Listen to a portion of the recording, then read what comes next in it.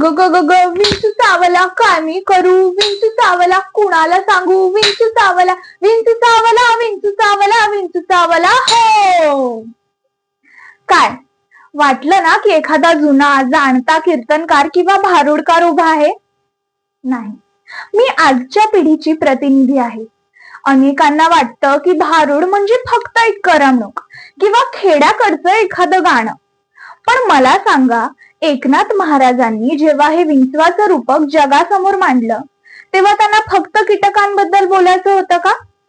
मुळीच नाही. त्यांना माणसांच्या षड्रिपूंवर बोट ठेवायचं होतं. आजकाल मला लोक म्हणतात, या धावपळीच्या युगात रॅप आणि पॉप गाणी ऐकणाऱ्यांच्या जगात तुझं हे भारुड कोण ऐकणार आहे?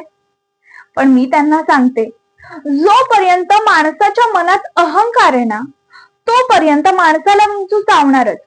आणि जोपर्यंत माणसाला विंचू चावणार तोपर्यंत भारुडांची गरज ही लागणारच. आजकाल लोक भारुड ऐकत नाहीत आणि जी पिढी भारुड ऐकायची ती आता थकत चालली आहे. मला ही भारुड पुढच्या पिढीपर्यंत पोहोचवायची आहेत. कारण ही फक्त कला नाही, हा आमचा सांस्कृतिक डीएनए आहे. मला फक्त एवढंच वाटतं की उद्याच्या पिढीला दत्त म्हणून उभा राहणे किंवा दादला या शब्दांचा अर्थ शोधण्यासाठी डिक्शनरी उघडायला लागू नये.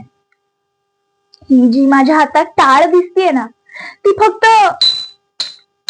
आवाज नाही करत बरं. ही माझ्या पूर्वजांची आठवण आहे, त्यांची हाक आहे. मला फक्त एवढंच सांगायचंय की तुम्ही अपडेट जरूर व्हा, पण अपरूट होऊ नका. पाश्चात्य संगीताच्या तालावर नाचताना आपल्या मातीचा ठेका विसरू नका.